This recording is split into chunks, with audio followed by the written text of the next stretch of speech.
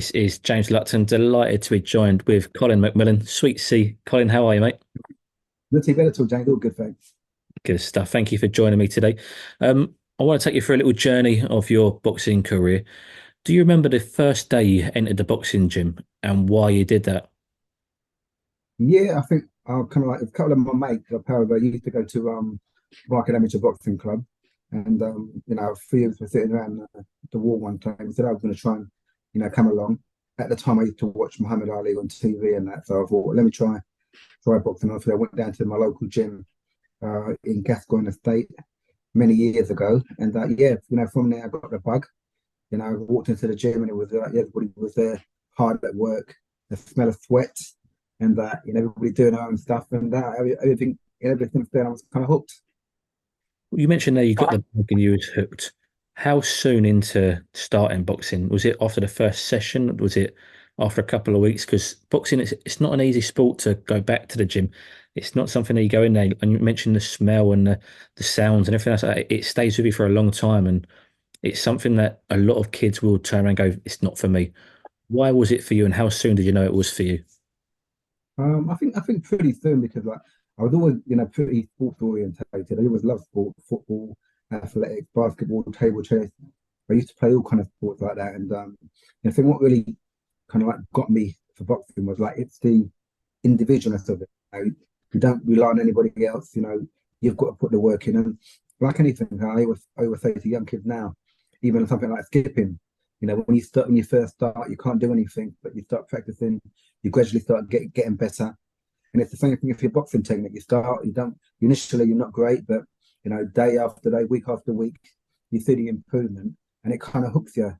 And as I say, where I've done other sports before, nothing kind of quite compared to the feelings you kind of got for boxing, the mental uh, toughness you need for it. And I say I loved it from the early days, and I had a great career, fortunately. Do you think that you like the fact it was an individual sport because you saw your progression and you knew that was on you and nobody else? Yeah, I think so. I think sometimes I've obviously played football. It's a team sport, and sometimes you can hide away, or you can play well, your team don't play well. But with boxing, where it's such an individual sport, it is down to you. And I've always said like once that bell rings, it's just you and your opponent, you and your opponent.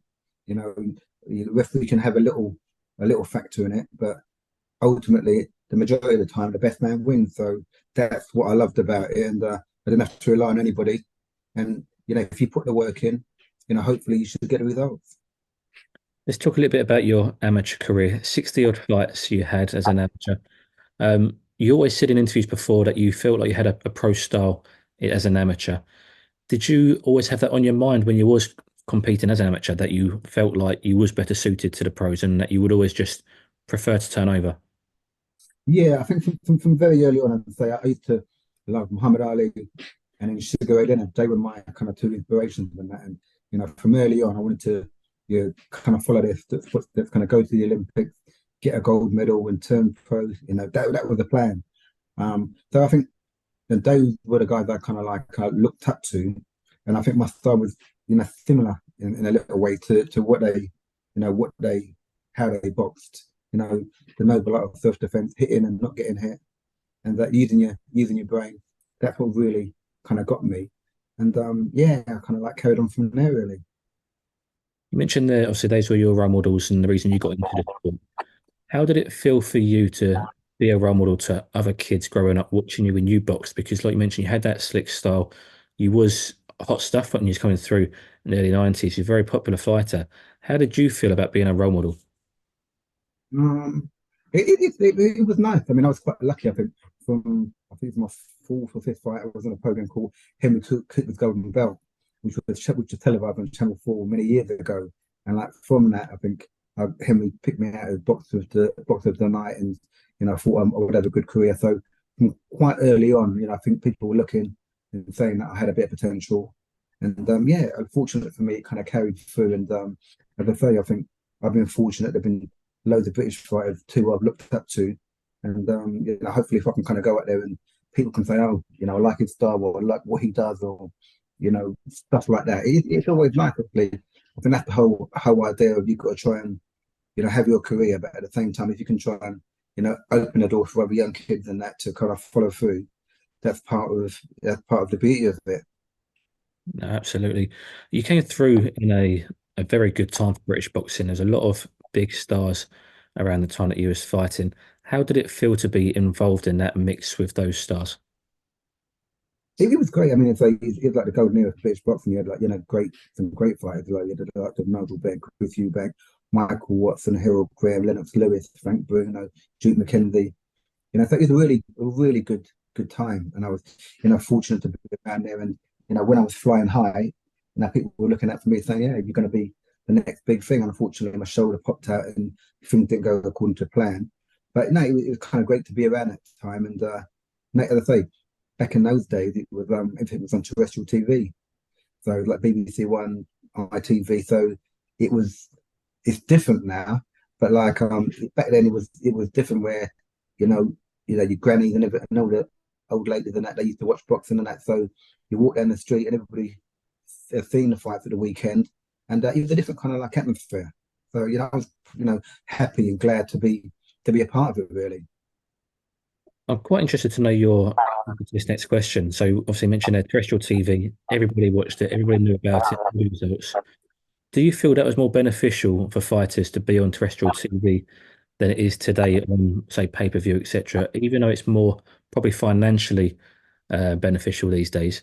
In terms of fan base and growing and exposure and a profile, do you feel it potentially outweighs the financial side of things, or is it just a business now? I think it changes. I think back in the day, obviously, as we said before, terrestrial TV brings a much bigger platform. Sponsorship wise, will know who you are. I mean, fortunately for me, I mean, I'm retired like 30 odd years ago now. And sometimes people still remember me from back. But all of that is kind of beneficial and it has its benefits. But I don't know if you can compare. Obviously, today it's a different animal. I think obviously with the platforms they've got out there, a lot of people you still get to see boxing, and it's kind of moved in a different direction financially. It's opened a lot more avenues than that. So I think there's pros and cons to both of them. I think like any sport, it has to evolve, and there are benefits from how it is at the moment. In terms of these days, fighters' careers, especially since Floyd Mayweather, there's a lot of protecting an undefeated record. And of course, being an undefeated fighter can bring more riches, etc. But it can also bring a lot of pressure. Yourself, you took some losses in your career and one quite early on your first loss. Did that, did you feel that was a benefit at the time when you took that loss because you potentially have that pressure to keep hold of that oath? It wasn't a benefit at the time because obviously, you know, I was actually a cut eye to a guy called Element.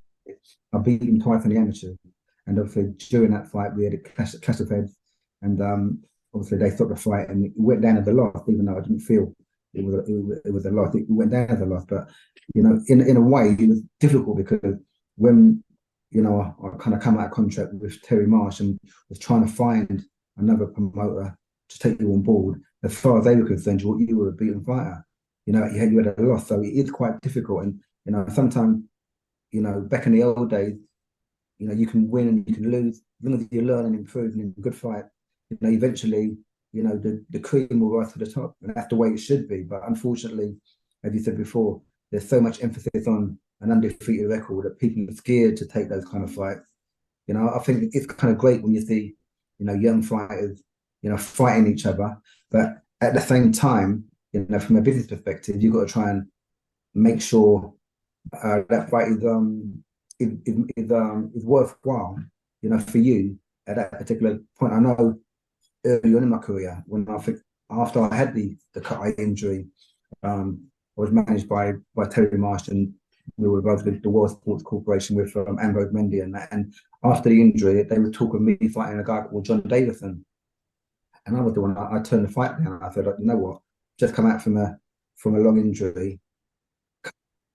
At this fight, at this stage of my career, is not worthwhile. Down the line, we could both be fighting for a British title or world title or something along. So, sometimes you've got to bear that into mind at the same time. There is also a business element to boxing, and you've got to try and make that right decision.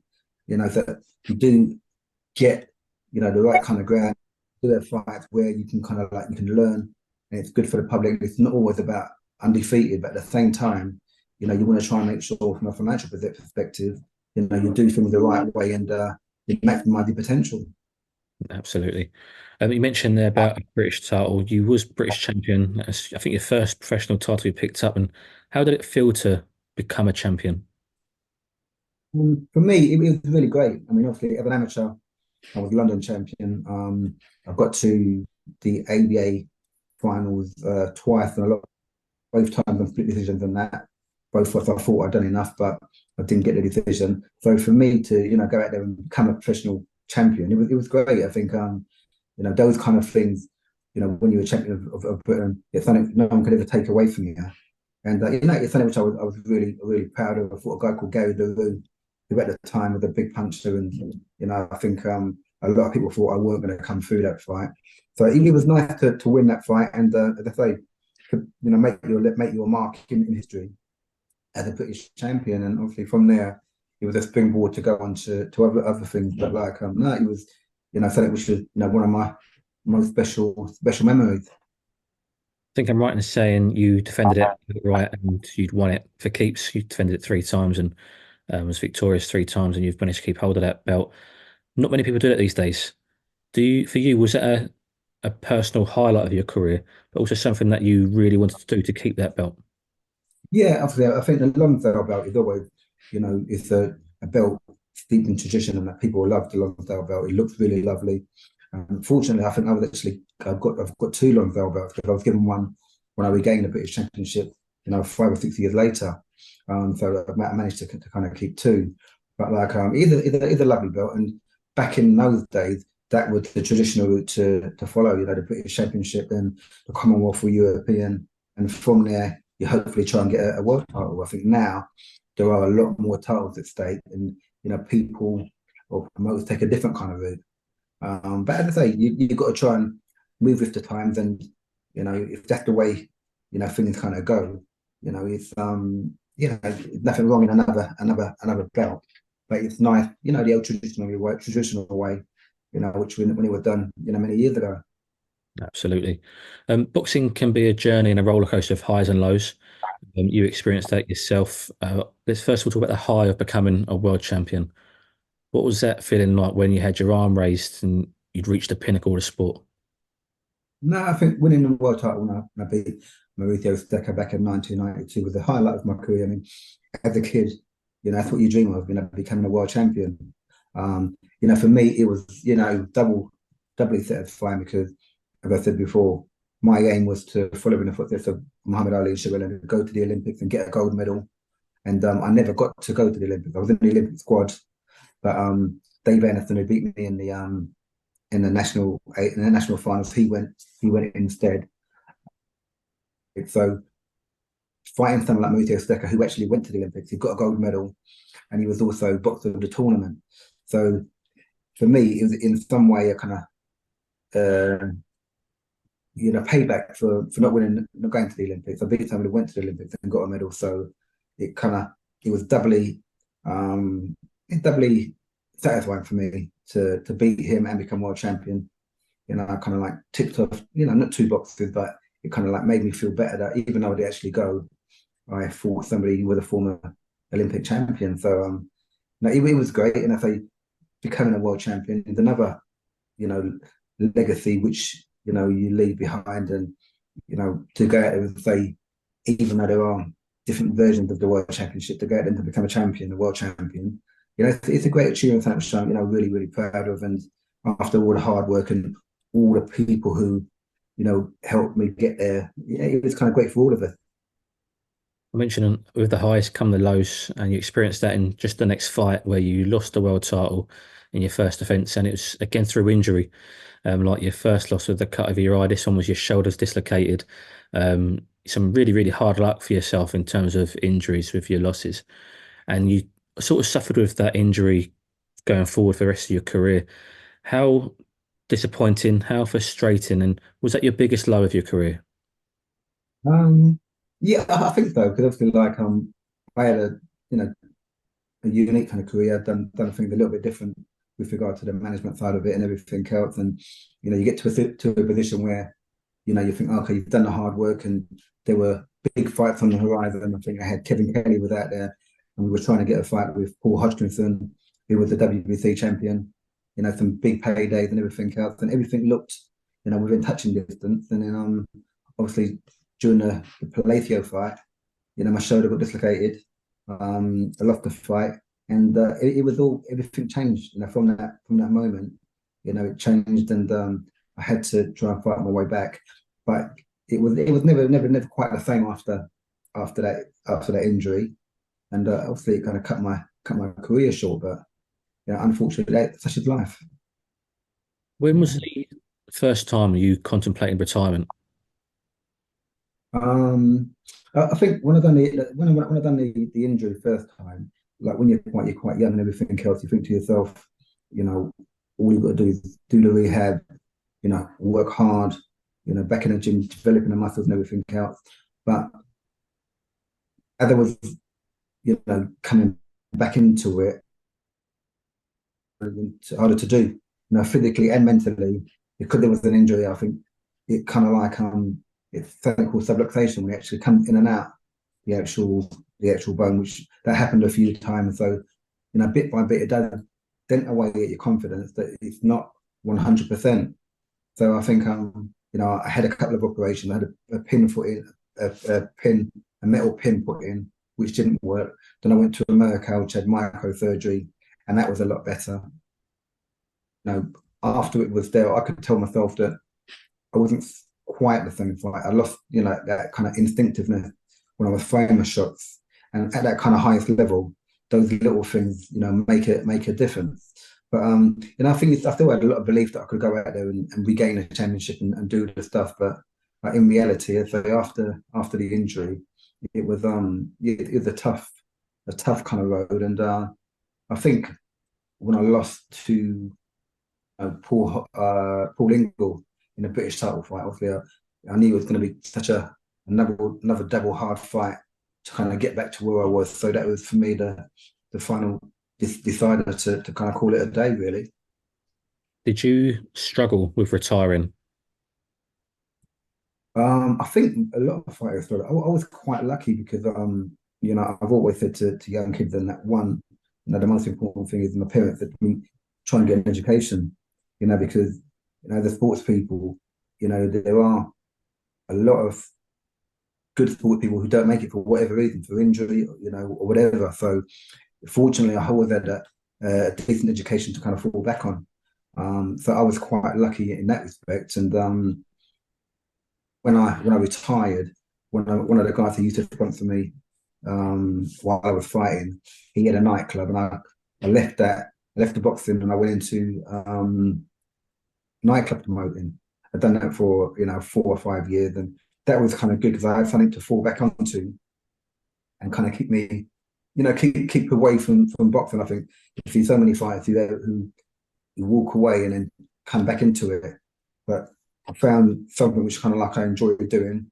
That kind of got me on that kind of path, and eventually, after that, I got into boxing management. Obviously, I managed Uli Harrison when he won the Olympics and that. So I was able to, dedicate that kind of like that decisiveness, that kind of like that hunger in another direction. I think it's so important when you retire from boxing to have something else to fall onto.